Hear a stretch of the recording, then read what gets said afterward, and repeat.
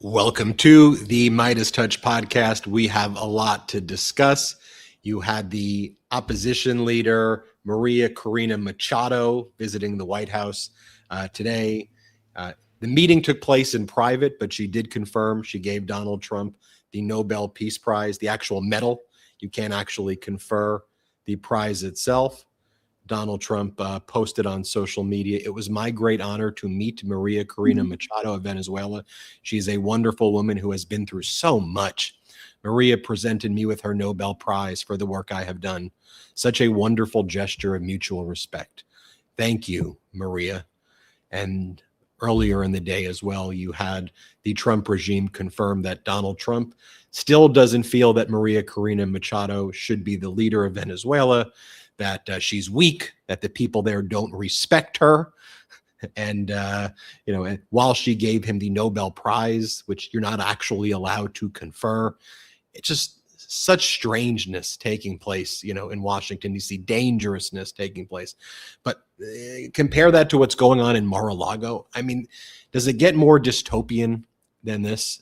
At Mar-a-Lago, it's like Eyes Wide Shut. It seems that Eyes Wide Shut may have been about like Donald Trump and Epstein. I mean, they have these people wearing dog masks, dancing, having this lavish ball. They love ballrooms, apparently. Like, while the American people are suffering right now, living paycheck to paycheck, if they're lucky enough to get a paycheck, and being psychologically tortured by that as healthcare is being ripped away from the American people. That's what's going on at Mar-a-Lago. I don't know if that's a furry party or what in the world is even going on there. I think there were some claims that it's a dog charity thing, but we know how Trump and his kids have handled dog charities before. Hasn't ended well. Same way the other Trump charities haven't ended well. The American people are sick of this. Absolutely sick of this. You take a look at the latest Real Clear Politics polling average. Donald Trump dropped like 4+ points just over the past week. This is the full average of polls. I mean, most polls have him at 37 to 41% right now. If you aggregate them all, including the right-leaning ones, he's about a negative 12.3%. I think just people just despise what this regime is doing. Oh, by the way, since we're on the topic of talking about Venezuela, where do y'all think that the oil money, the purported oil money, is going, that Donald Trump is extracting from Delcy Rodríguez, the authoritarian from Venezuela, who's now leading Venezuela? Where do you think it's going? The Treasury Department? For the taxpayers? American banks? Do you think that's where it's going?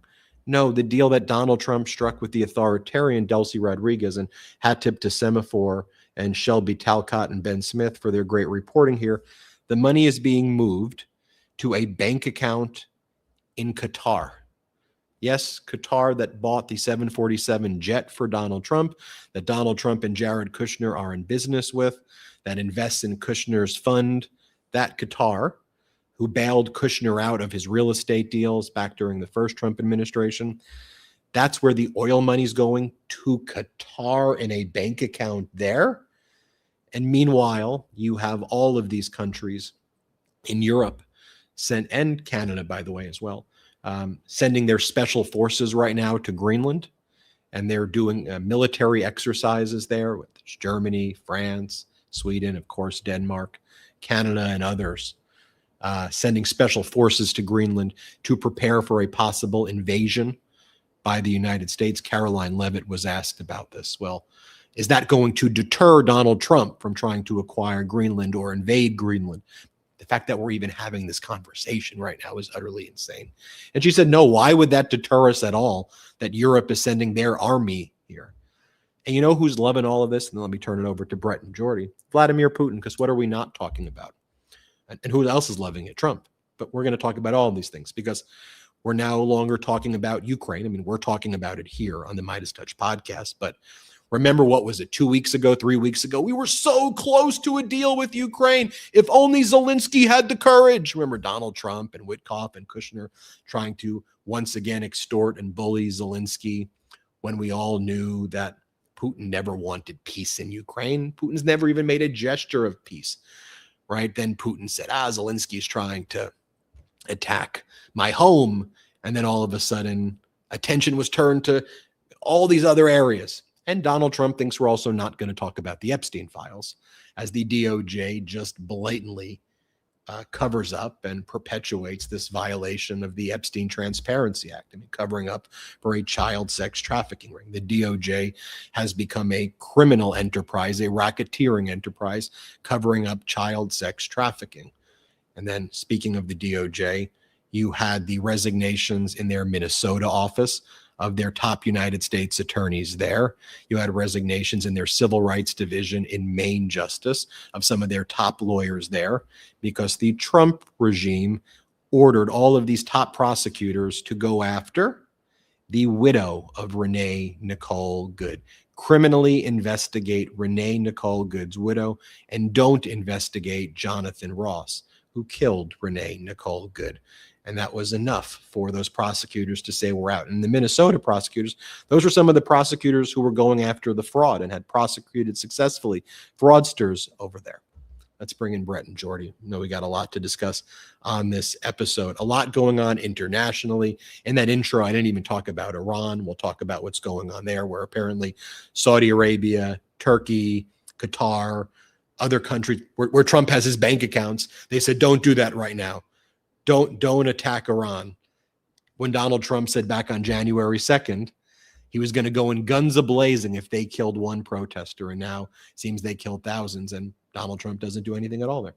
Yeah, everywhere you look. Well, first off, I want to say hi, Ben. Hi, Jordy. Hi, Midas Mighty. Hi, everybody out there. If you're watching us live on YouTube, or if you're listening on the MeidasTouch Podcast audio feed, it's great to be with you right now. And we're just seeing such reckless behavior, and that doesn't even quite get to it. I saw somebody in the comments during our live, right? I miss when politics were boring and I never worried about it. I think that just about sums it up. And it's also not just a matter of, are we not talking about this topic or not talking about that topic? There's action behind talking about the various topics. There are resources that are required to actually do things. For example, I'll give my main point right here, Ukraine, what Ben brought up before. Not only are the public at large not talking about Ukraine as much right now, but the fact that all of these European countries right now have to worry about the United States as the aggressor and have to send their militaries to Denmark and Greenland to try to deter an American invasion or a Pearl Harbor style attack on Greenland. As crazy as that is to say, you know what that means? That means those are less people who are able to be focused on actually supporting Ukraine. That means that the security apparatus of Europe has to be focused on American aggression rather than Russian aggression, or they have to divide between the two because resources are finite. I find that incredibly disturbing. We're in a very dark place as a country. I mean, I'm not going to sugarcoat it. We're at a dark place domestic, we're at a dark place abroad, and every single day we see more and more and more from this clown show and the participants in this clown show who, rather than stand up to these dictators and bullies, bow down to them, like we saw today with María Corina Machado. And I understand that she's in a very difficult position. I get that. I will never be in the position that she is, but what she did to me is unforgivable. And I might upset some people by saying this, but frankly, I think it is completely pathetic. And I think it is a slap in the face to Americans who are fighting for our freedom here. I think it's a slap in the face to other people who are trying to stand up to Donald Trump abroad. And the whole thing just completely disgusts me. We have a lot to speak about, so I'm going to pass it over to Jordy, but good to see everybody. Jordy, what's the latest? Ben, Brett, those are some deep intros to start the show, but I mean, I get it. Like, the news right now is as wild as it's ever been, I guess. Just want to take a deep breath here. Say, hello, Midas Mighty. How are you guys? Thank you for joining us tonight. Really excited. We are on our way to 6 million subscribers here on the MeidasTouch YouTube channel, so please hit subscribe. Some folks think they're subscribed, quickly realize they're not. Totally free to subscribe, so hit that subscribe button. Let's get to 6 million. I'm excited for tonight's show. We have a lot to get into. Ben, before I toss it over to you, one of the themes that I've been hitting on in the MeidasTouch podcast and on the MeidasTouch podcast over the last few weeks is I am worried about the United States standing in the world as we go forward as a country, right? 5, 10, 15 years. Let's say we get out of this Trump regime and we're back to a pro-democracy sort of government here in the US, right? One can only hope. How do our allies get over the stench of what they're seeing right now? we, the United States, apparently we can't be trusted anymore. And that hurts. But like, I understand it from their perspective. It's deeply hurting as someone who really loves this country to see the leaders at the tippy top of government here, I'm talking about the Trump regime, just really being children in a room when serious matters need to be handled by adults. And it's unfortunate, but it's exactly what the Trump regime wants. They want this chaos. They want the instability. And that's what they're getting. And the lack of trust now that we give these other nations, our allies, I mean, I get it from their perspective, and it pains me, Ben. Absolutely. There are some people also who wonder if we're really live when we're really live. So I'll prove it to you right now. Dana Callie writes, still at class, Ben? Hope you don't have to hide out from those Gestapo ghouls right now. And so, yes, I started my professorship teaching back again at USC Law this semester. And so I'm in that area in general vicinity. And so it's hard for me to get back. So you'll probably see me here more or sometimes at other locations when I record this. Brett, you look like Elijah Wood. According to Zombie 182, they want you to know that. I get that a lot. That's been the most consistent one, I would say, throughout my time. But, as far as celebrity comparisons go, I'll take that one. You get two really good ones. Brett I just wanted to prove to people that I'm reading their comments live. Brett gets Elijah Wood and Steph Curry a lot. I'm like, what? Those are the Steph Curry one I don't quite understand. But people think you look like Steph Curry, Brett? All the time. I get that all the time also. Ben, Curry? Ben, all the time. All right, maybe pull unless Ben, there's a coordinated Instagram troll campaign against me. All right, let's get a little bit of brother Ben. We haven't talked a lot today, so you saw us. We'll talk more after. The one thing I want to point out, though, that I don't think gets enough attention is the intentionality of the distractions, both in terms of the Epstein files and in terms of Ukraine, and they're both around the same time. I think from the Epstein files, obviously, whether it was what Donald Trump did in Venezuela, just hoisting up another authoritarian regime, an extension of Maduro, and then Trump invading Minneapolis and St. Paul. I mean, every time it seems that we get closer to getting the Epstein files, a new city is invaded and the tactics get more brutal and the attention is turned there, and it's 24/7 on state regime media. And you've got Donald Trump's Gestapo ghouls, as you put in the chat, ICE and Border Patrol, like gassing people in the community. You have peaceful protesters, they'll just throw gas at them, and they'll raise their weapons at their faces. They'll beat people. They shot 2 more people. All the stories that always come out that ICE says happens, it's never actually true. And then so distractions from the Epstein files. And then Greenland, the invasion of Greenland.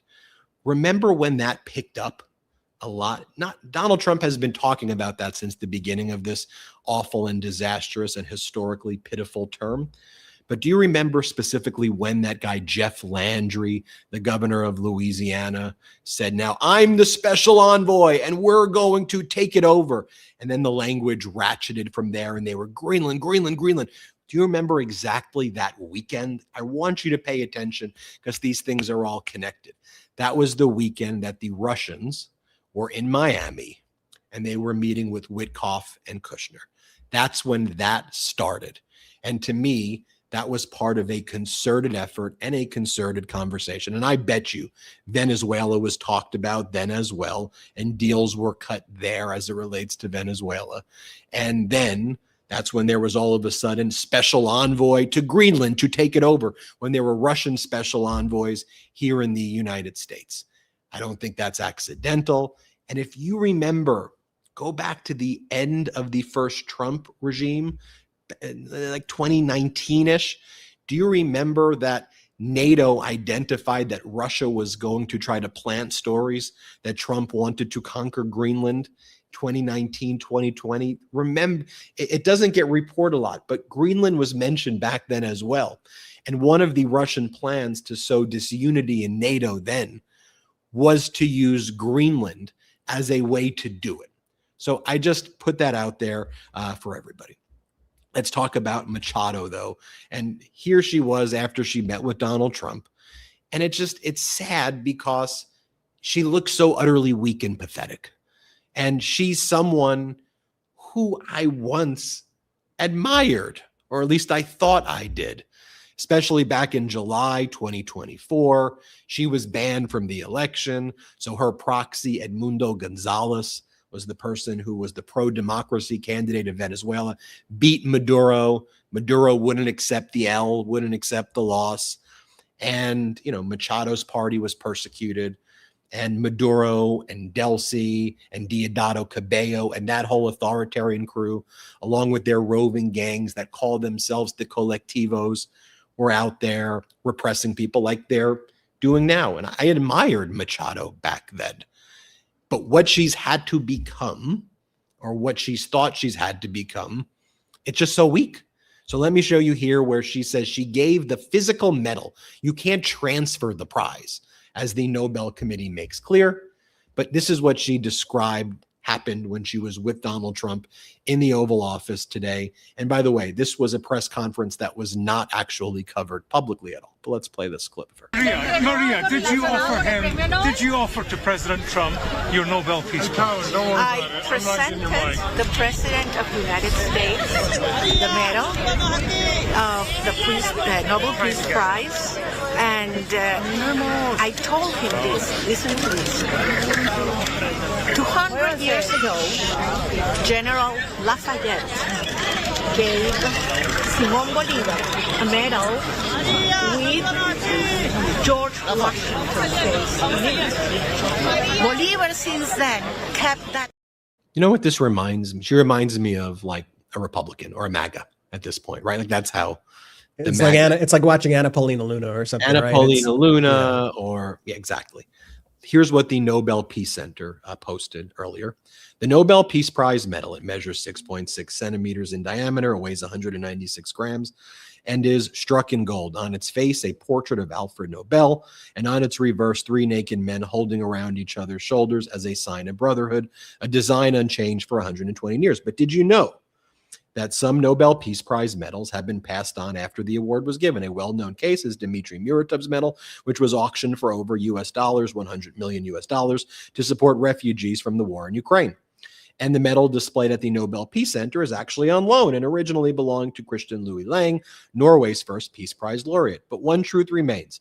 As the Norwegian Nobel Committee states, once a Nobel Prize is announced, it cannot be revoked, shared, transferred to others. The decision is final and it stands for all time. A medal can change owners, but the title of a Nobel Peace Prize laureate cannot. So how do you think Donald Trump repaid Maria Machado today? Well, you had Caroline Leavitt, Donald Trump's chief propagandist. She was holding a press conference earlier. And during this press conference, she was asked, what does Donald Trump and this regime, what do they think about Machado? Does she have the respect of the people or not? Listen to the response. Thank you, Caroline. Is it still the president's assessment that it would be very hard for Ms. Machado to leave Venezuela because he says she lacks the respect and support in that country? And will he raise that with her too? I think the president's assessment that you just pointed out was based on realities on the ground. It was a realistic assessment based on what the president was reading and hearing from his advisors and national security team. And at this moment in time, his opinion on that matter has not changed. Yeah, he's going to go with the authoritarian. He's going to go with Delcy. Why? Because Delcy is going to put the oil money with Qatar. And that's why. And again, I don't care what political party you're from, Democrat, Republican, Independent. You think that we should invade countries, take their resources, and then put those resources in bank accounts in Middle East countries without accountability like Qatar? That's what you think we should do? I quite literally cannot understand anybody who's like, yeah, get that money in Qatar. And by the way, let's get that president more 747 jets from Qatar. And yeah, when his son-in-law fails in business, like that 666 property, what a name, 666 property in Manhattan, Qataris, you bail him out, man. You do it. Yeah, America first. What are we talking about? Like, did y'all know that in December, grocery prices had their highest increase since like 2022? And by the way, do you know this about the Consumer Price Index, the CPI, which is used to measure inflation? 40 to 50% of all of the inputs now are made up. Admittedly, they are all estimates and guesses that the regime puts in. And they go, well, we're just doing our best good faith estimates because there's not enough people at the Bureau of Labor Statistics to send out the surveys to the businesses in order to gauge inflation. Inflation's still up, by the way, and it's not going down. But did you know that 40 to 50% of the data inputs are just all made up? That's never happened before. Let me ask you this. Do you think year over year that you're only paying 2.7% more than you did last year? I sure as hell am not. I'll tell you, things are a lot more expensive this year, from health insurance to the things that I actually have that impact me. You know, I can't speak about inflation as it relates to, I don't know, other products that I don't use. Okay. But as it relates to like electricity costs, okay, as it relates to groceries, as it relates to things like that, they're significantly higher year over year than 2.7%. It's crazy. It's absolutely crazy. And, you know, all Trump cares about here is retaining power, growing his power, expanding the power of the executive branch, and then using his power in order to extract whatever he can from everybody, be it the American public, be it Venezuela, be it Iran.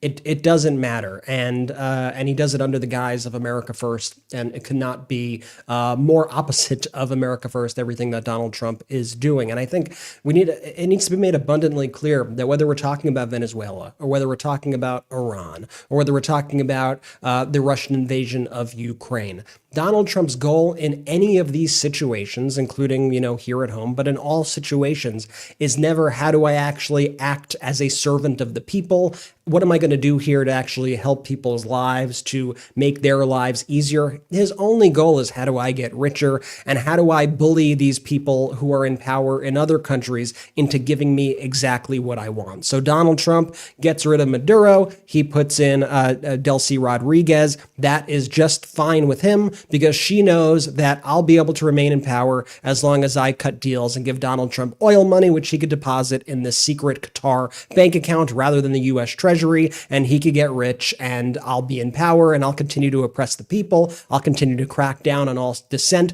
I don't give a shit about the Venezuelan people. That's the situation right there.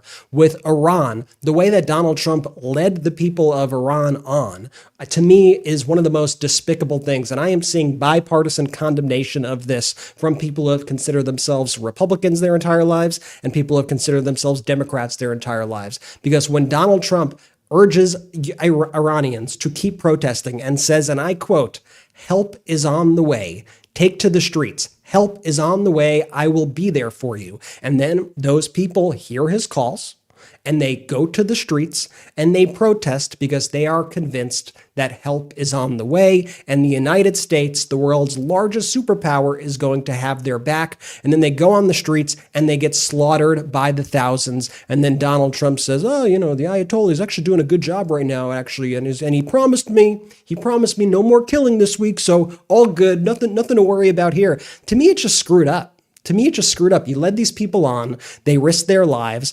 thousands of them died because of you. We see situations play out like this now all over the world because no matter how much Donald Trump tries to wrap himself in this notion of a democracy or peace, we saw today he was posting after he was with Machado. He's like, "I'm making a new peace board. We're going to have the board of peace. I'm the peace guy."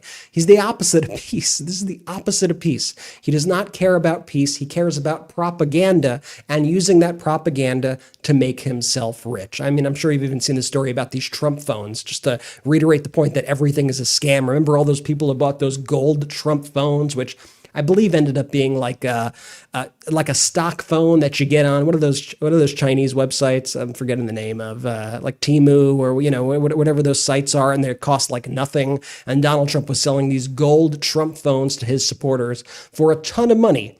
Not a single person has received these Trump phones, but Donald Trump has received their money. Oh, by the way, I wonder how people's bank accounts were when that automatic $5,000 donation hit on those Trump emails that we exposed were, because a whole lot of those went through.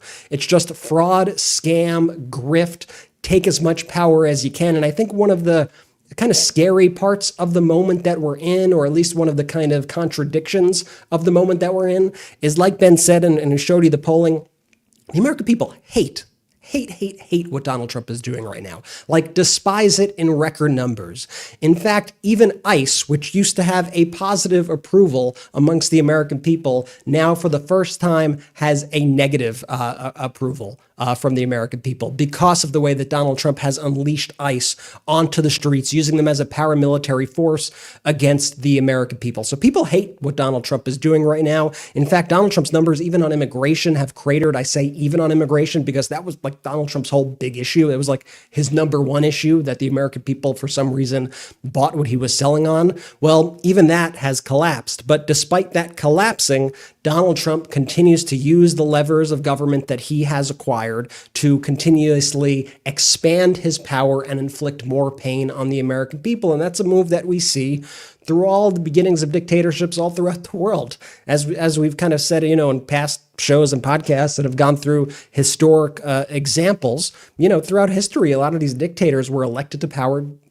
democratically, right? I'm using quotes, they're elected to power. And they really only had like 30% support.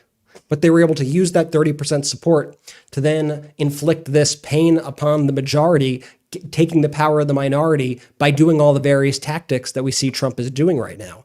And so to me, that's why we're in an extra dangerous situation at the moment. And it's just like the world we find ourselves in. So I'd like to be like, and here's the positive news. I mean, there's not a lot of positive news right now. There just isn't.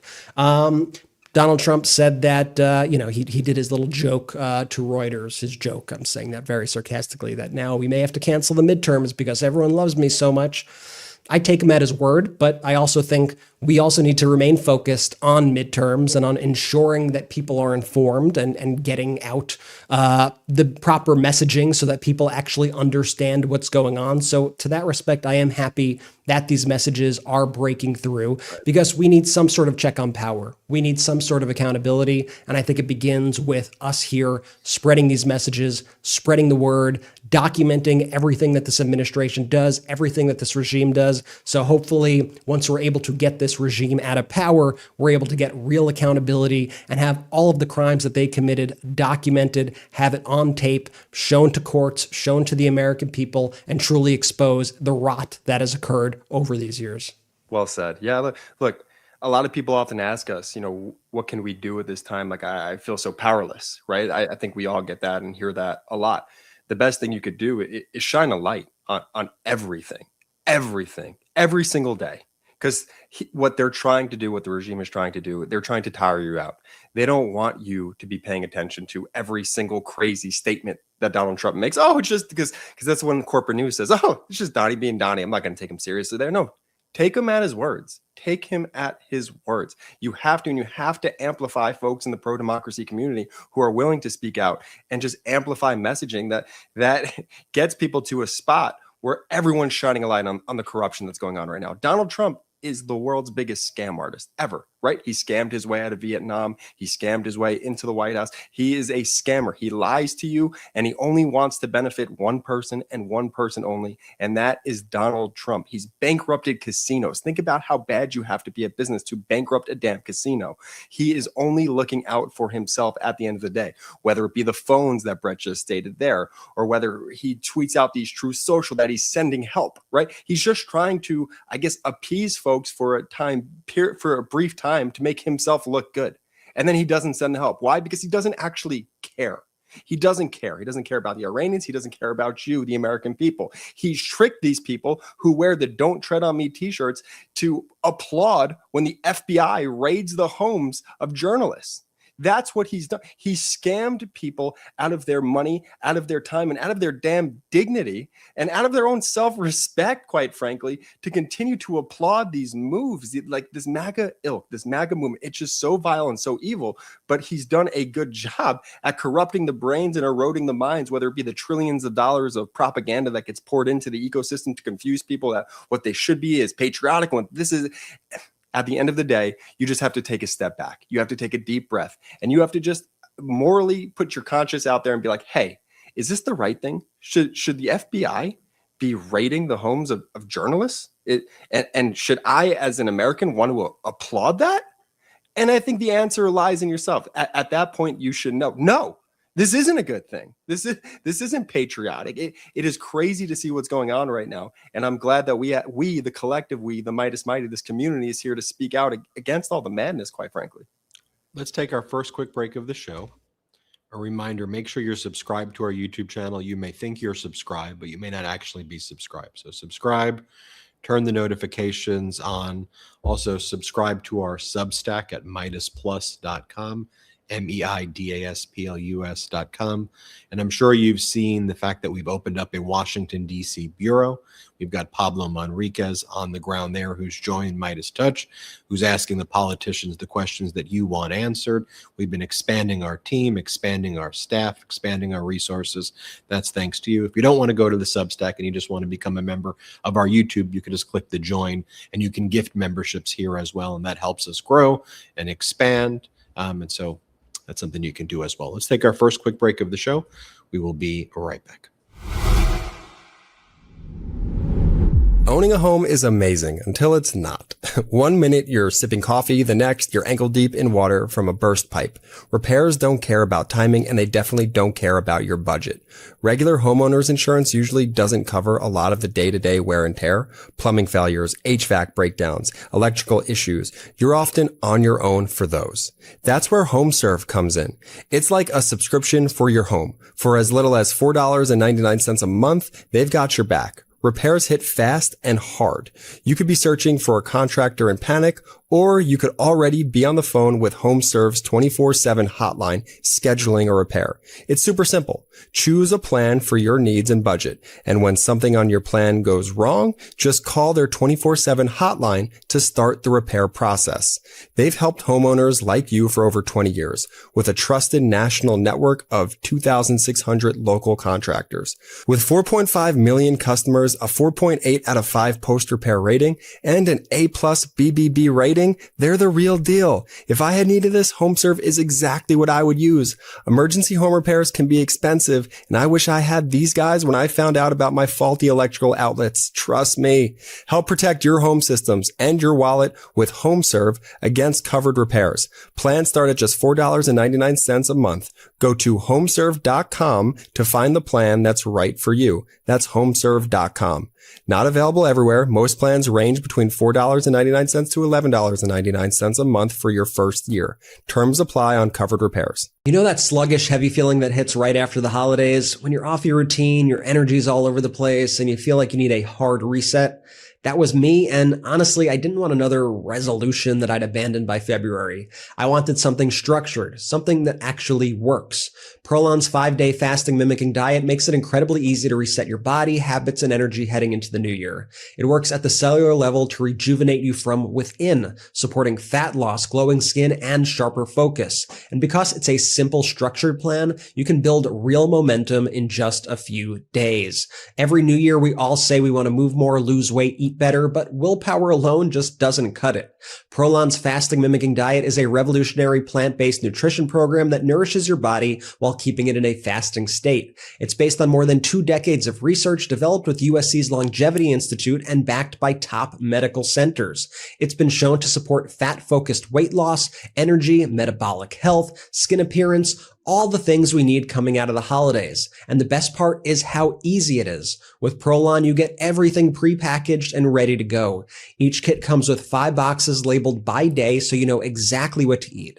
No planning, no guesswork. Plus, 3 consecutive cycles of Prolon have been shown to reduce your biological age score by an average of 2.5 years and your waist circumference by 1.5 inches. I use this and you should too. Just in time for the new year, Prolon is offering Meidas listeners 15% off their 5-day nutrition program for your post-holiday glow up when you go to prolonlife.com/Meidas. That's PROLON life.com/Meidas, MEIDAS for 15% off. prolonlife.com/Meidas. Let's go. Shout out to our sponsors. Links in description of both YouTube and the audio. Use the links, use the codes. If there's an exit survey, let them know we sent you. I saw a few folks over break gifting people memberships. So now people could use the emojis in the chat, which is always fun when I get to see a Ben and Bread emoji pop up on my screen. Feel free to gift memberships on the YouTube chat. That's a cool way to grow the channel. Benji, where to next, big bro? Jordy, what you were saying before the break, I think should be reemphasized now that we're back from the break, which is just to ask ourselves sometimes, what's the role of government? What's the point of this? Why do we have a government? I know we don't ask these questions. Like when people cover politics, it's often, what did this person do? What did that person do? And then within like the parties, this person's going to primary this person. This person said that. I gotcha. Or like, you have those shows on corporate news where they all yell at each other. I'm mad at you. You suck. Blah, blah, blah. You're awful. Blah, blah, blah. You're wrong. Okay. Just take a step back. Okay. What is the role of government? Do we want a government that makes people's lives better, that uplifts, that empowers, that protects, that provides? Just think about, I don't care what your views are necessarily about Mamdani, although I'm a big Mamdani fan. I like what he's doing, not because I like the personality of Mamdani. I like what he's doing. I like what he's done in the first 2 weeks. I like that his focus has been on things like universal child care. As a parent, that's a big deal. I know it makes my life easier and more affordable if there is child care that the government can help support. That's a win. Healthcare, lunches, things like that, versus invasions of cities or sending masked agents to terrorize communities. We all want, and we'd all be supportive of federal agents working with law enforcement at a local level or on their own, going after the truly bad guys and bad gals. I'm all for that, especially if the people are very dangerous, the rapists, the murderers. Absolutely. No one wants to get in the way of that. But that's not what's happening. They're using those words, they're weaponizing those words to go after people who are doing roofing work on top of the roofs, people who are in the restaurants, who are working hard, people who are food vendors, people who are working on farms and construction jobs, people who are just trying to go about their lives, or they're driving their kids to a special ed school, right? People who are showing up as lawful asylum seekers to their court appearances, people who are contributing, and they're attacking in the most vile ways. Armed agents wearing masks, 3,000 of them in a city, saying, let me see your papers. Let me see your papers. Prove to me that yours. Let me see your papers. Let me see your papers in the United States of America. And if someone says, I'm a citizen, prove to me that you're a citizen. That's what they're doing. And I saw this stat. I interviewed Governor Pritzker earlier, but I saw this stat in Chicago. Over the past 30, 40 years in Chicago, they never used chemical weapons once. Chicago PD, they've dealt with a lot of stuff, and I'm not trying to act like Chicago PD is a perfect police department. There really is none, but Chicago PD's gone through some things, Dealt with some things.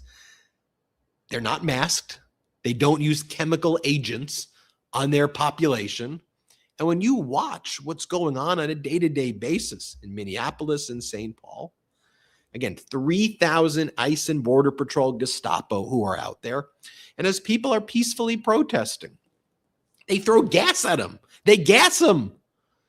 They shoot into crowds with non-lethal, which it could be lethal. They're blinding people. They're shooting people in the face. They killed Renee Nicole Good, and then they ordered investigations into her widow. What are we? That's what you want your government to be doing on a day-to-day basis? What are we doing here? There are so many things that the American people really need. Housing. People can't afford their rent right now. Food. People can't afford groceries right now. Healthcare. People can't afford healthcare right now, and they're getting kicked off of the Affordable Care Act plans because the subsidies were not extended, so people don't have health care. They may have to show up to an emergency room or just die. That's what's happening in our country right now. People who are working jobs can't make enough money to support their family while their CEO makes 3,000, 5,000, 10,000 times what they're making and gets every tax loophole in the book. And they're paying less taxes than the person who's working for them. Is that what we want a government to be doing? And for all the people like, we don't like what Mom Donnie's, that's socialism. You want to know what socialism or communism looks like? It's what Trump's doing for his billionaire friends. There's socialism for the billionaires. That's what's really taking place right now. By the way, Ben, I love how all these, MAGA people are it's unlimited money could be spent, right? As long as it's on trying to invade other countries, do all this foreign intervention, on attacking the people, sicking a paramilitary force against the American people. All the money spent on that, the billions and billions and billions of dollars. They're like, yes, I voted for this. I voted for this. This is the best. Yes, keep it going. And the second someone's like, all right, let me give a few $1 million, $1 billion. Let's maybe childcare. Healthcare, let's make sure people afford their, healthcare and that they don't die. They're like, what? Where's this money coming from? This is social. Where's this money coming from? How are you doing this? Maybe ask that with the trillions and trillions of dollars that are being spent on our military budget. Donald Trump wanted to expand it to $1.5 trillion. No problem with that. That doesn't concern you at all while he's militarizing our streets. That's perfectly okay with you. And all the other money that Donald Trump is spending on all of this other garbage to line his own pockets. And the second someone actually tries to do something that's actually for the people, like the bare minimum to help people, provide childcare, make sure people get health care, all of a sudden these people act all holier than thou. I'm happy when my taxes go towards funding things that actually help people. And it disgusts me to see our tax money being spent in ways to inflict harm on the world and on the American people. And that's the difference in what's happening right now under this regime. All of this money going to the federal government, and they are using it to inflict pain on the world, to terrorize the world, and to terrorize the American people here at home. Not to get into a whole tax conversation here, but I do want to I'm okay paying tax. Yes, pay taxes towards things that will help this country continue to grow and prosper. What I cannot stand is, Brett, when these billionaires use these tax loopholes, people who are making hundreds of millions of dollars, billions of dollars per year, and then don't pay a damn dime, while the American people are certainly paying, because you know what? Uncle Sam's going to get his. He's going to get his from the regular folks who don't have the fancy smancy lawyers out there to get into the tax loopholes and evade all of this stuff. And it drives me insane, right? That's why this whole conversation too around billionaires, look, if you're going to make your money, go make your money, man. You want 2 yachts? That's awesome. Do you really need 14? Do you? And if you want it, okay, to me, it's kind of fucked up, but fine. But pay your damn taxes. Pay your taxes to this country, man, because nothing makes me angrier than that. Sorry. Now, I'll bring attention to something that's getting no attention anywhere else, but it deserves attention. It just shows you what are the MAGA Republicans focused on right now? I told you all of those things that the American people are really in need of. But the hearing this week was on giving legal immunity to the artificial stone industry. That's what Republicans were holding hearings on. And the issue is artificial stone, when it is utilized in construction, has been known to cause something called silicosis, which is a deadly lung disease. And so people have been suing these companies that have used artificial stone because they've gotten silicosis from working in these areas and fields with artificial stone. So the big hearing that was taking place was granting immunity to artificial stone companies so people who get silicosis can't sue. That was the big hearing this week. I'll show you what Democratic Congress member Hank Johnson said, where he says, can we just talk about the absurdity right now of granting legal immunity to artificial stone companies, that's what the priority is right now? Here, play this clip. We give immunity for some medicines and some vaccines, and those are highly regulated, and they go to market and directly benefit people's health. And we also give immunity to some defense contractors who are creating weapons for use in war to protect our national security. Are there any national security implications to the manufacture of fake stone, which your company, by the way, is the largest fake stone manufacturer in the United States by far? Is there any critical national defense contribution that the company makes with this product?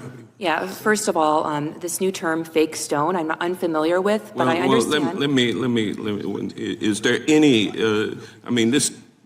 it doesn't cure any diseases or anything like that, does it? Yeah, I'm here to tell you call it artificial stone, I call it fake stone. I don't think there's much of a difference.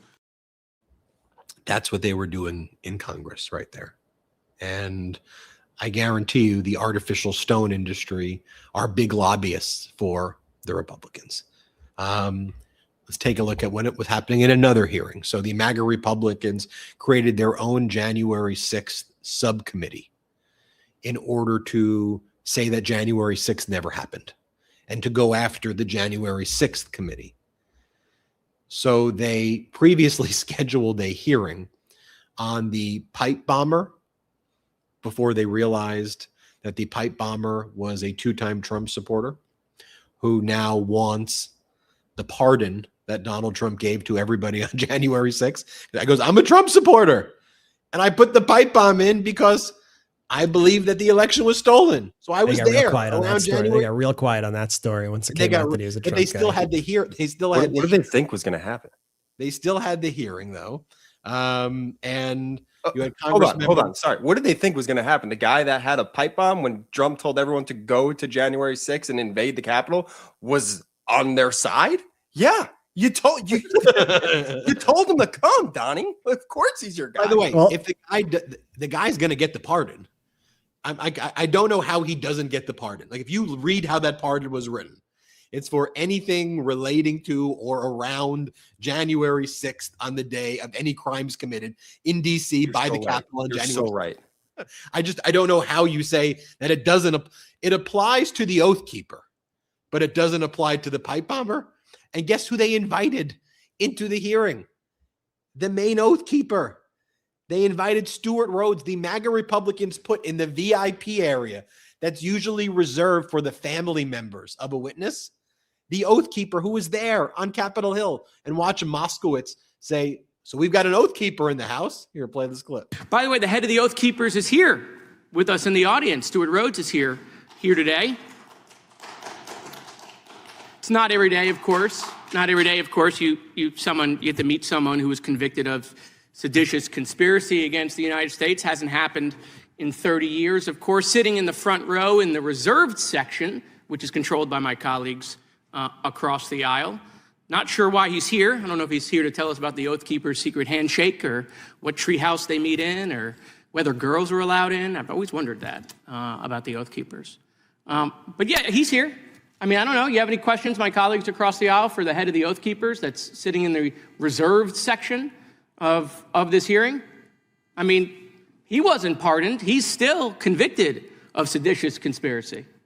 Something you guys say didn't happen, right? If there wasn't an insurrection, I don't know how you get convicted of seditious conspiracy. So. Sick. It's sick stuff. We're going to take our last quick break of the show. When we come back, we have much more that we still want to discuss. So let's take that last quick break. A reminder, hit subscribe on our YouTube channel and join if you can. You can gift memberships to other people. That helps this channel grow. And I hope you've seen the growth, because we've made a very diligent effort to execute the plan that we told you all we were going to do at the end of last year. And I think it's having an impact. I mean, when we have somebody on the Hill asking questions of politicians like, do you support more funding for ICE? I don't care if it's a Democrat or a Republican. We're going to ask them that question. And I think it was a big service that Pablo Manriquez did this week, where he asked all the Democrats that question. Did everybody see him do that? And he said, and this is, I think, the power of the MeidasTouch having someone on the Hill. Went to everybody, including the main people who do the appropriations. By the way, some of them got quite mad at us because we presented. I'm talking about the Democrats, because we showed their answers to the American people when they wouldn't answer the question or wouldn't commit to not increasing ICE funding, or wouldn't commit to reducing ICE funding or getting rid of ICE entirely. We just play their answers, their own words. Some of these people got quite upset and then had to try to do damage control and all of that. But the American people need to know. And I'm telling people right now, stop chasing the polls. By the way, the polls are already gotten ahead of you, right? You're living in polls from years ago, right? The American people have turned against ICE. They've seen what happens when you give unlimited resources to an organization that is a paramilitary force that could be used against the American people the way it's being used. The American people hate this stuff. So if you're going to keep thinking about in this old school way, then I'm going to see where the polls go, and I'm going to make my decision based on that, because it may not sound politically good, and they might say I'm against law enforcement if I'm against ICE. No, these people are not real law enforcement. These people are a Gestapo-like force that's being inflicted on the American people. They are torturing and terrorizing the American people. All politicians need to grow a damn spine and stand up to these people and say, no more. We're not going to let this happen. We're defunding them entirely. It's not like a sacrosanct organization. It's not like ICE has been here since our founding or anything. ICE is younger than me. ICE is much younger than me. ICE is like 23 years old. ICE can barely have a drink. ICE can barely have a drink. What the hell are we doing here? What are we doing here, people? It's unbelievable. Let's take our last quick break of the show. I wanted to mention that, though, because, I think it's important, because the politics of, I care about the issues more than the politicians. That's what we all do here. That's to me at the end of the day. And if you're not going to support defunding ICE, I'm going to make sure that that's very clear to the American people, because the American people want ICE defunded right now, right? I mean, it's a Gestapo force. Anyway, let's take our last quick break of the show. We'll be right back. Do you find yourself being sluggish throughout the day and just need something quick and convenient without the use of nicotine? That's why I started using Ultra pouches, and I'm obsessed. Ultra pouches are completely nicotine-free, caffeine-free, and packed with nootropics that are designed for mental clarity and enhanced focus. Ultra pouches provide the same kick as a nicotine pouch, but without the side effects. That buzz, addiction, crash, jitters, or gum rot. Most pouches elevate cortisol, raise blood pressure, and keep your body in a constant stress state. Ultra pouches let you keep your pouches, but with a cleaner kick. Ultra pouches give you that great pouch experience that, I actually like, but without the nicotine, the flavor, the burn, the kick, the habit without feeling wired at night. 90% of users saw significant improvements in their overall focus levels, a calm, steady flow state focus, enhanced memory, smooth energy, mood balance, all with zero nicotine and natural nootropics. These are also trusted by top athletes, entrepreneurs, and engineers around the world. Ultra is the ultimate guilt-free pouch, delivering instant focus and mental clarity without nicotine or caffeine. New customers can use code MIDAS to get 15% off at takeultra.com. That's takeultra.com for 15% off with code MIDAS. After your purchase, they'll ask where you heard about them. Please support our show and let them know that MeidasTouch sent you. Let's face it, after a night with drinks, I don't bounce back the next day like I used to. I have to make a choice. I can either have a great night or a great next day. That is until I found pre-alcohol. ZBiotics pre-alcohol probiotic drink is the world's first genetically engineered probiotic. It was invented by PhD scientists to tackle rough mornings after drinking. Here's how it works. When you drink, alcohol gets converted into a toxic byproduct in the gut. It's a buildup of this byproduct, not dehydration, that's to blame for rough days after drinking. Pre-alcohol produces an enzyme to break this byproduct down. Just remember to make pre-alcohol your first drink of the night. Drink responsibly, and you'll feel your best tomorrow. Every time I have pre-alcohol before drinks, I notice a difference the next day. Even after a night out, I can confidently plan on having a great next day without worrying. Ready to try it? Go to zbiotics.com/Meidas now. You'll get 15% off your first order when you use Meidas at checkout. Plus, it's backed by a 100% money-back guarantee, so there's no risk. Subscriptions are also available for maximum consistency. Remember to head to zbiotics.com/Meidas and use the code Meidas at checkout for 15% off. Let's go. Shout out to our sponsors. Links in description of both the YouTube and the audio. Use the links, use the codes. If there's an exit survey, let them know he sent you. What was that look, Brett? Oh, you gave me a look. I always do looks. You gave me a look. Anyway, I wanted to add one thing going conversation before break is like, I don't want to speak for you guys as the brother. I'll speak. I don't view myself as a political person. I've never viewed myself as a political person. That was until I guess, the politics of it all threw itself in front of us. And maybe that's to a fault, right? Maybe, we should have been more engaged younger in our lives or whatnot. But when the pandemic hit, as this community knows, that's when us as brothers at least sort of got together and was like, whoa, this stuff is crazy. There are mobile morgues right now in New York City. What is going on? And it just became too much to sort of avoid. And at that point, year after year after that, the craziness just kind of seemed to not stop. And here we are with ICE now murdering people on the streets. And that is just so despicable to me in so many ways. And so bringing this full circle here is I'm just really proud of where we are, this community is 5 years later or 6 years later, sheesh. Now that we're in 2026 here and continuing to go strong here as this community, is that I don't care what political party you are, quite frankly, Democrat, Republican in the traditional sense or what that, as long as you want to have pro-democracy ideals, like let's sit down and have a good faith conversation here. It's just what's going on with MAGA and ICE. Yeah. It's too much at times. I'm going to give this selfish analysis for the rich people out there, right? For the people who are running companies, for the people who are making movies, for the people who are, you name it, right?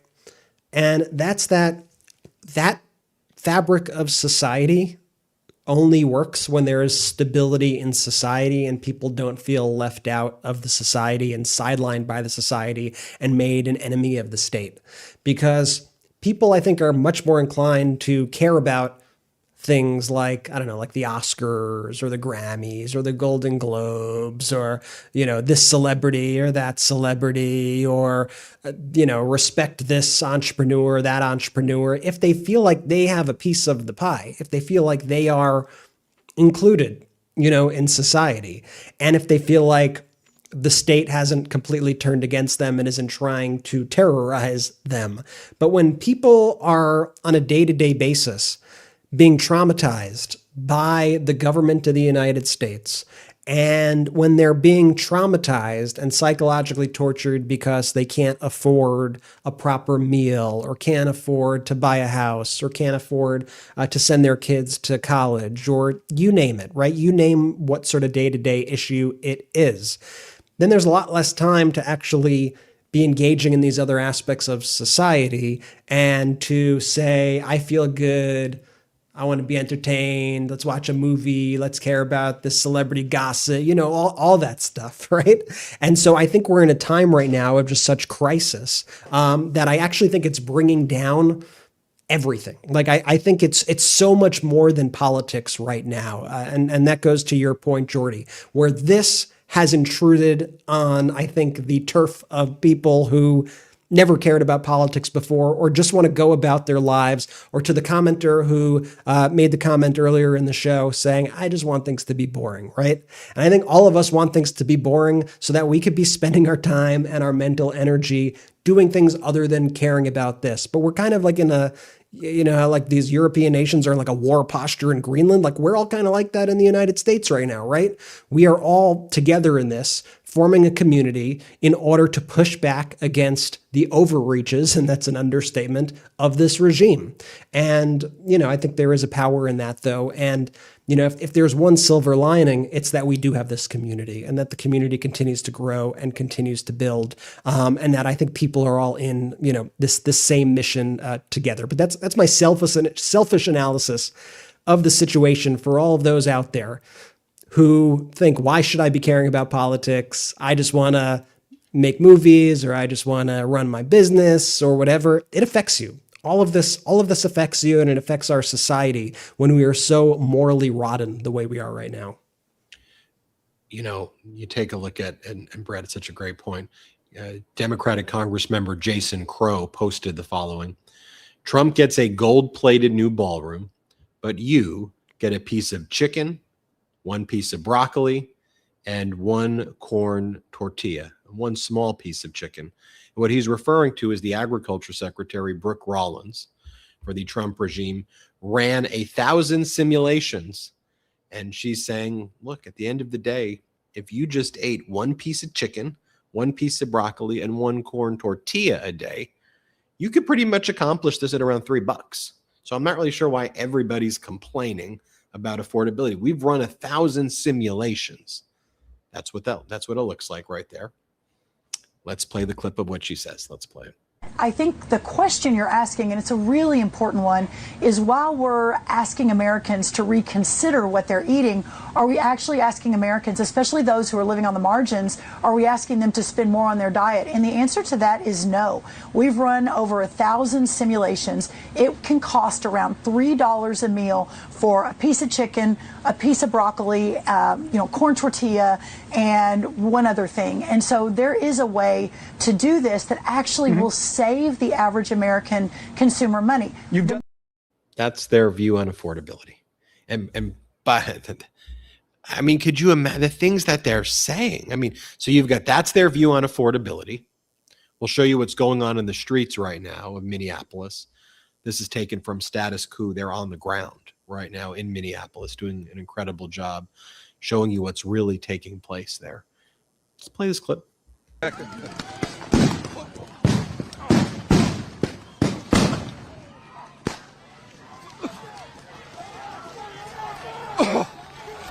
Oh, I got hit in the head really bad.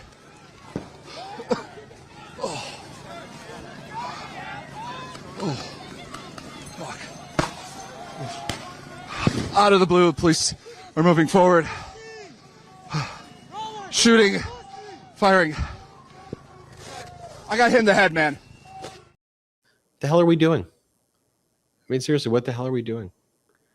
What is that? I know. How's anybody support? What is that? One of the things during COVID that sticks with me right now is the way life was viewed by the so-called pro-lifers as actually having no meaning at all. Mass death was so normalized and just an acceptable thing. I mean, just think about in the first year of this Trump regime, when you talk about the Guadalupe River flooding and hundreds of kids died needlessly too. And there were still kids who were missing. And they died because at every level, Republican leadership at state, local, and federal level failed. But it was just like, whatever. That's how it was being. I'm like watching this, and Donald Trump's like, and the waves were so high that, and then Melania was like, and they gave me a little charm ring. They gave me a charm ring. And it was such a beautiful charm ring.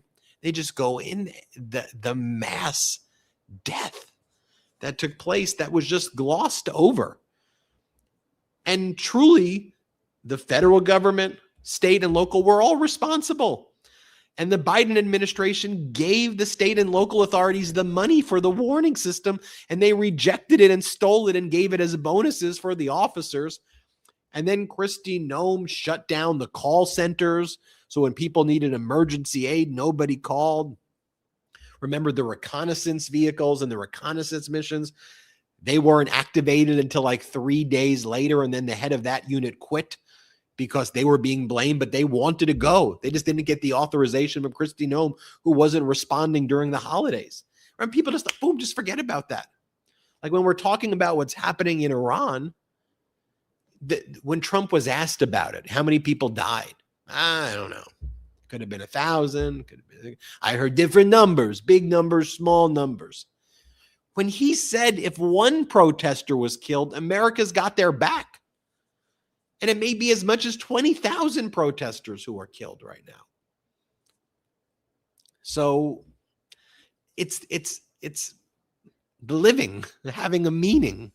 And when you see what's taking place there in Minneapolis, that clip, it's like, what the hell are we doing here? Then there was But Ben, the Trump regime, they've ran over 3,000 simulations. 3,000 simulations. And you 3,000 simulations. I mean, could you imagine if, like, do you remember the don't tread on me stuff? What was one of the main things the don't tread on me bullshit was all about? Michelle Obama's school lunches, recommending healthier lunches. Don't you tread on me, Michelle. That's what it was about, a lot of it. Bro, now they're like, tread on me, daddy. Tread on me now, daddy. Tread on me. Thanks for treading on me. I appreciate you treading on me. Are like more tread. I wasn't even going to show these, but they're literally like tread on me, daddy. Pull the Fox clips from earlier. Like I could give you. I give you the earlier. Where's the one where they were like, Dr. Oz said that he's got the most testosterone ever. Here, let's play this clip. I saw this morning, actually, it was Dr. Oz who said that President Trump has the highest testosterone level of any man over 70 that he's ever seen. So you compare. He knows that? He actually went on to say, like, President Trump's going to be really thrilled that I said that. But you compare President Trump to someone, I mean, any of the Democratic male leaders, someone like Tim Walz, if you will, Mr. Jazz Hands. You ask any 20-year-old boy, especially on a college campus, who they would rather spend a day golfing with, President Trump or Tim Walz, you have to imagine that majority of them are going to say President Trump. Talk to me about the millions. Actually, Donald Trump's approval amongst Gen Z right now is at like an all-time low right now. Gen Z hates this guy. And by the way, what's the whole point of that? And like, she tries to project like I'm for women's rights or whatever it is. Like the whole thing that she's trying to say there is that Governor Walz is gay, right? That's like he is jazz. Like that's what they're trying to. That's the whistle. That's what she's saying, that he's gay and Trump's got all, and it's like, what do you even what why is this a conversation? And I've said this before, like J.D. Vance said he was gay throughout all of high school and then said that he converted and he's no longer gay anymore. I mean, that's in J.D. Vance's book, that he was gay and now he's not gay. Why can't we just love people in general? Like why are you mocking jazz hands and this and that? It's just the most ridiculous. I don't want to belabor that clip right there, but like, just step back. It's weird, right? Like y'all just watch that and listen to that. That's weird. We would never get on here and be like, Joe Biden, oh man, he is an alpha. Look at all that testosterone, most testosterone for anyone over 70 ever. How incredible is that? Dude, if I want to play golf with somebody, it would be President Biden. It's just weird. And you would get mocked, and we would get mocked off YouTube. We would get mocked. And by the way, rightfully so. That is a news network right there. Fox News, I put news in quotes, that is being beamed into the homes from their devices into people's brains 24/7 because they have $1 trillion propaganda arm that is funneling them. And so like it is just absolutely insane when you watch that clip. It is so beyond pathetic that's a serious conversation that they were having on air. If we ever do a broadcast like this, I give you all of you in the comments, everyone watching, I give you permission to say, all right, pull the plug. You've jumped the shark. Time to wrap it up. And I'll say, point taken. This is our last show. I'm done. Like I will happily admit to that if we ever go in that direction. But it truly is just so weird. And you could imagine, as Jordy often says, the outrage if a Biden administration person said, we've got the affordability thing figured out. We've run our calculations and it's a corn tortilla, a piece of chicken, one floret of broccoli, and possibly one other thing. Like the outrage would be insane and deservingly so. And another thing, like she didn't even have, it was 4 things. She couldn't remember the fourth. She couldn't find the fourth. And some other thing. Just Just whatever the other simulation. It's these three things and another thing. But then this is what they said. Like Riley Gaines now is like a host on Fox, apparently. And she's like, they call Donald Trump a misogynist. Watch what she says. Here's the most ridiculous thing. Let's play it. Wait, I have to find that one. They called him a misogynist, but he's the worst misogynist ever. And then there's the other one. He's a billionaire, but he's a different kind of billionaire. He loves his family. All right, I got it. We can start with misogynist. Here it is. Right away. He respects women. He's hired a lot of tremendously talented women. We've interviewed them. We've met them. And my dad, former military, as you know, used to say that the test of a man is how he treats the women in his life. Can he be that alpha and be loving and generous and all those things? Sweet. Yeah. They call him a misogynist, but really he's like the worst misogynist ever. Gives women In that he isn't one. Yes. Yeah, exactly. Susie Wiles, Tulsi Gabbard, Caroline Levitt, all wonderful women a part of his team. Then here they go. He's a billionaire, but a different type of billionaire. Here, play this clip. Able. Yeah, you know, it kind of goes back to something that Riley just said. He's a billionaire. He's different. Yeah, it's ironic, though, but he's not really all that different. He loves McDonald's. He likes to hang. He loves his family. I love a good Diet Coke. Kind of like, not that McDonald's is core to being like an all-American, but I think it is. I love those fries. Totally. But Two things super quickly. In the first clip, Riley Gaines called him the worst misogynist ever, and there was just that wasn't us not talking. That was the clip playing out. Everyone went dead silent, and Riley even saw it on her face that like she did this flub on air, and it's just so beyond pathetic. And listen, look again. You want to be a billionaire? It's weird. What I'm not. What you're going to spend your time, your free time, judging teen USA pageants as a billionaire? Can we just like, that's weird, right? Like, that's weird, right? You could do anything you want. You're a billionaire. You're going to spend your free time judging Miss Teen USA pageants. It's a red flag. Sorry, red flag. Sorry. But that is regime media. That's why I call it regime media. I don't even know what the hell that is. And that's what they feed to this right-wing audience every single day. And that is truly some Kim Jong-un stuff. That's a weird way of dealing with politics. That's very, very strange. And that's why, you know, you got to pull back sometimes and say, what are we doing here? And why are we doing it?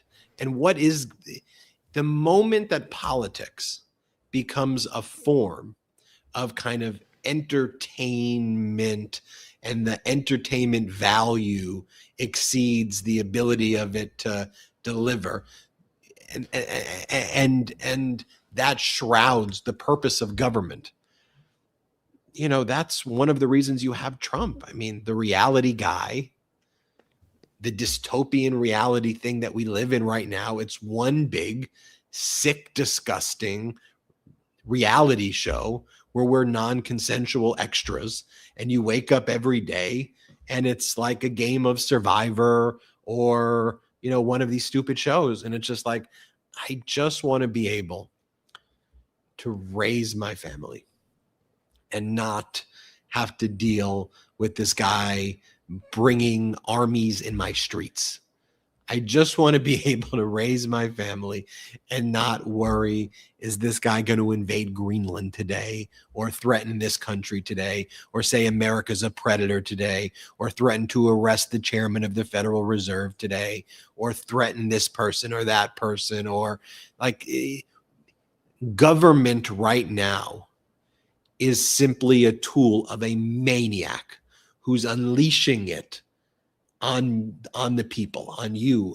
And what we have to do, what's clear to me, is that Trump looked back at 2025 as he thought that the Elon Musk plan, Doge, that he would be able to capture the country and make people bend to his will. He thought that was going to happen in the first term. That did not happen in the first term. I mean, the first year of this term. I think he starts 2026. He accelerates all of this stuff. And he's going to try to continue to accelerate it. And it's Minnesota now. It's the cities of Minneapolis and St. Paul. But then it goes, as we've seen, it ratchets up in all of these areas. That's what they want. And where this ultimately heads is for the midterms, to shut down the midterms. That's where it's all going. And so I say this not to scare you. I say it so we can all be prepared. And the type of no kings protest that we previously saw last year needs to be 10 times bigger. And the ability of independent media to unite needs to be taken very seriously. We need to make sure that we are taking account of what happens. And as he accelerates, we have to accelerate our resistance and our desire for protecting democracy. That's what has to happen. And that's what's going on right now. That's why we've accelerated at MeidasTouch, what we're doing. Yeah. And I think also that's why that's why we try to flag so much of this propaganda as well, because so much of this depends on these billionaires controlling the flow of information to you and figuring out ways to mask the information that's getting to you and wrap it in ways that seem palatable and legitimate. And Fox does that with its shiny sets and chyrons and graphics and all of that stuff. They present you with the trappings of a real news network, and then they deliver you North Korean propaganda. But then there are organizations right now that are even far more sinister than that, in my opinion, as we've seen with like the direction that CBS News has taken in these past few weeks or months, or I don't know, time is all blends together for me. But you see how they are deploying their ownership of these new propaganda arms, because like the other day, yesterday, today, because I have no sense of time, but CBS News did like a tweet that was like, we've learned from 2 anonymous sources inside the Trump administration that Jonathan Ross, the officer who shot Renee Good, suffered internal bleeding and he wasn't doing very well. And we're like, really? That's weird to suffer internal bleeding from not being hit by anything. They just mean he has blood flowing through him, like a human being. Like, what are you talking about? But CBS News tweets that out, whether they're just believing the Trump administration officials, anonymous officials who lied about the whole situation every step of the way and lie about everything, and then they parrot that propaganda, or if they're doing it on purpose, whatever it is. But they put that out so that J.D. Vance could then come through and he could say, look, CBS News, unbiased, right? CBS, legitimate news station. They are saying the truth about what happened here. To me, that's what makes it so evil and malicious and devious as to what they're doing here by legitimizing the propaganda of this regime. Because the average person, their guard is up, I think, more when it's like an OAN, right? When it's an OAN or a Newsmax, I think most people kind of instinctively know through experience that those are MAGA propaganda stations. And so if J.D. Vance is quoting an OAN to say that this officer has really suffered so much, this guy, it's not an officer, this guy, Jonathan Ross, has really suffered so much and he's in all this pain, people could go, oh, it's OAN, it's bullshit, right? It's propaganda. But CBS saying that, oh, now the regime has something that they could hang their hat on and that they could go to try to manipulate the American people with. And that's why I think it's important that we show what's happening on Fox and speak about what is happening with the takeover of various platforms and organizations like CBS, because the administration, the regime, is counting on people not always putting these things together, and that's how they get away with some of their worst behavior. I'll tell you, if like a Fox didn't exist, this media control didn't exist, the approval of this administration would be like 5%. Like the only reason it's propped up by all of this propaganda that is a potent propaganda, plays on people's hate, tells people that Trump hates the same people who they hate, gets people on their side with all of these very vicious tactics. And so I think it's part of our job here to call it out and to get firsthand information, whether it's linking up with groups who are on the ground in Minneapolis with partnerships, whether it's bringing on people to have a DC bureau and ask the questions directly to politicians and get their raw, unfiltered answers to the public. And we couldn't do it without you. And so just wanted to say that. Absolutely. Thank you, everybody, for watching this episode of the MeidasTouch Podcast. We're grateful for you. Thank you all so much. Make sure you hit subscribe. If you can join as a paid member of our YouTube, great. No worries if you can't. You can gift memberships to people as well if you're able to. It's a great way to be able to spread the love. But again, no worries if you can't. Also, check out our Substack, MeidasPlus.com. We continue to grow that as well. So we're grateful for you. Thank you all so much. And we'll see you next time on the MeidasTouch Podcast. Have a good one, everybody. Shout out to the Meidas Mighty. Standing strong against the fascists, we sing our song. We will get it right whenever. Want to stay plugged in? Become a subscriber to our Substack at MeidasPlus.com. You'll get daily recaps from Ron Filipkowski, ad-free episodes of our podcast, and more exclusive content only available at MeidasPlus.com.